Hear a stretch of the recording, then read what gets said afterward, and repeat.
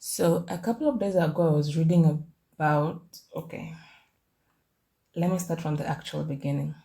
So sometime last year, I decided that I'm ready to commit to a career in psychology, but within the nonprofit space. And that required me to go back to school for some certifications. So after about 14 years in the wild but blissful gig economy, I went back to uni and have since been a professional student.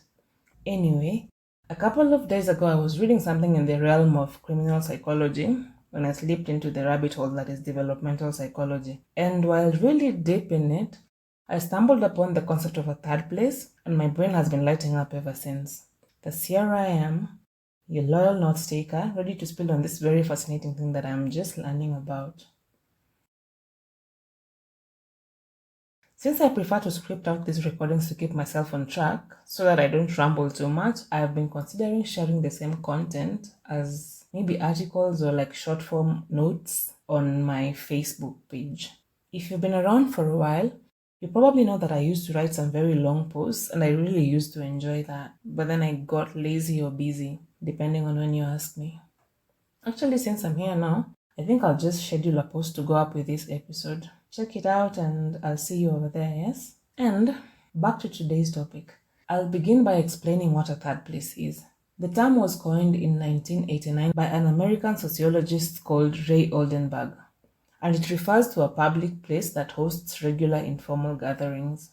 A third place is simply a place where you go to regularly to hang out with familiar faces and bond over everything and anything. It is the place where you feel the most at home after you're home because all of you is accommodated and accepted. It's a come as you are kind of space where you don't even have to know everyone that's there, but you feel safe and welcome. In the medieval times, I think there were gentlemen's clubs and speakeasies that afforded men access to a third place, while the women were expected to find their third place in the market or at the well or any other place where women gathered to perform supportive tasks that the men didn't care for. I think as time went by, women found the beauty salon as a nice third place, but it's not that different to the market or the well if we're being honest. But that's just me. I must punctuate that statement by saying that beauty salons make me wildly uncomfortable. But then, I don't know. I'll figure that out sometime. When I think about a third place, the most millennially appropriate reference I can think of is the coffee shop on Friends. Well, I know it's rather obnoxious of me to assume that all millennials have watched Friends, and if you haven't, I'm sorry. If you've ever been to a hostel, think about the common room where anyone is welcome to hang out.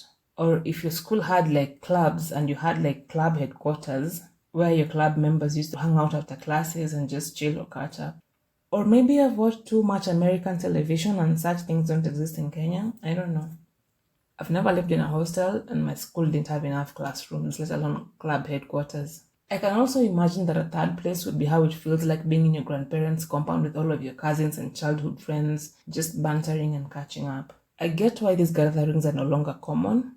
I mean, we are grown-ups with jobs and lives and wives if you're lucky. Anyway, Kitambo, most hoods had a base where the kids would hang out every day. And they probably still exist now, I'd imagine. But for me, back in the day, there was a cinema hall called Boni Video in Malaba, like way back in the early 2000s. I think at some point I was spending more time there than anywhere else, apart from school maybe. Because I remember being there on most afternoons even when I wasn't trying to catch a movie. Another common third place that I can think of is the church, which I believe I experienced a lot in my early 20s. Like, I stopped going for mass, I think, when I was 19 or 20, but I still went to church until around 2016. Because my entire social life was in church. We'd hang out all afternoon and sometimes even go to the club together afterwards. And for someone that's as introverted as I think I am, it made no sense to look for new friends when I already had so many. Also, I think at the time I was fully freelancing, so I'd only leave my house on Sundays to go to church. Which meant that without the church, I'd be stuck indoors for months at a time. At some point while in this church home cycle, I realized that I wasn't getting enough social time. The church group had started thinning out because people were like growing older, getting jobs, starting families. And as my visits to the church became less regular, I needed to find another way to feel connected to the outside world. And that's when I started posting in poetry groups and going for poetry events. And thus the rest of my life started. I made a lot of new friends and I think I stopped needing to go to church completely. And when I think about it, that's how I got into my first ever relationship, actually. Anyway, that's not why we're here. Why do you need a third place? Apart from your home and your work or school, you need a place that is easily accessible, where you can go every so often when you feel like, and often for no reason at all. Because even for the extreme introverts like me, we were made for social intercourse. Being able to engage other people, being able to engage other people, even mundanely, does something for your brain. Loneliness is considered among the leading causes of death, and initially I thought this is only for older people, like single empty nesters who are like 60 and above. But apparently even children are now suffering from loneliness. There was this case a while ago of a 9-year-old boy who unalived himself, and the investigators were at first suspecting foul play because it did not make sense. Like, why would a 9-year-old boy unalive himself? But also, we live in a society where we just assume that people are okay if they're getting their basic needs. Like, despite all the things we've talked about and discovered about mental health, we just still make assumptions.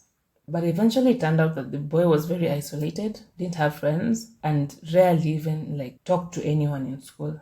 Of course, there were some problems at home because like the parents never noticed that he was in distress, but neither did the teachers, and we all know that kids spend more of their awake time in school than at home. The insidiousness of loneliness is that you might not even notice that it has consumed you until it becomes crippling. Now, on a slightly lighter note, I must mention that I'm not telling you to go to a club and try to be friends with everyone. That's how you'll get robbed in this city, my friend. But a sure way to cure loneliness is to make social engagements a part of your routine. When we made friends in school, it was easy because we were with them all the time and we experienced life with them almost every day. But as adults, we need to make more of an effort just to see these friends. I read somewhere that when you become an adult, friendship is less about experiencing life with your friend and more about telling your friend about your life. Your friends will not be present with you all the time, but you can bond with them by catching them up on everything that happened in their absence. And I find this true even for my relationship. I don't spend all my time with my partner, but we often bond by catching each other up on the experiences we've had while the other person was away. I guess it's just the human way. So, for those times in between your long video calls with your bestie, you need some socialization that you cannot get at work or at home. And that's where your third place comes in. You don't have to be besties with anyone in that crowd. You just have to like them enough to listen to what they have to say and let them hear what you have to say in return. At some point, I thought social media could replace my need for socialization.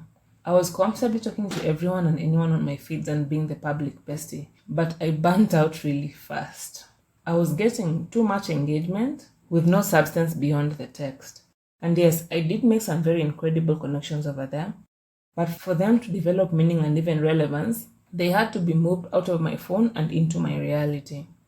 What I am saying here is that while social media is important, it is not enough. You still need to get some real-time connections or you'll continue to sink deeper into that loneliness pit.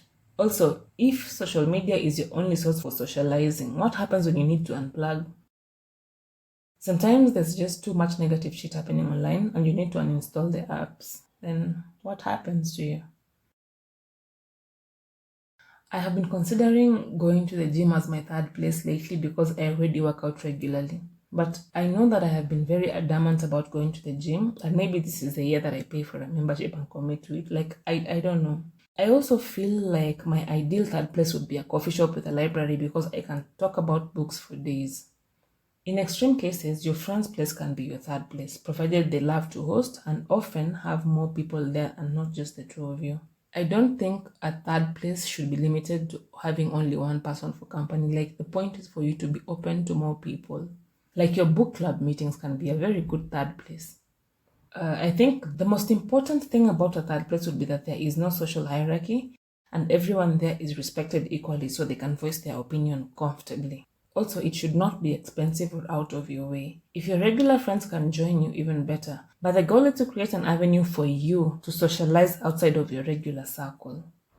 I have this friend who keeps saying that she has been single for ages because we don't invite her to our work events. Like, yeah, it's a joke, but when you think about it, you don't really have to wait for events to meet new people. A third place would be perfect for this as well because you can build a very vibrant social calendar with minimal effort from just having new people to hang out with every so often. And the more people you engage, the richer your life actually gets. Like, that's just basic.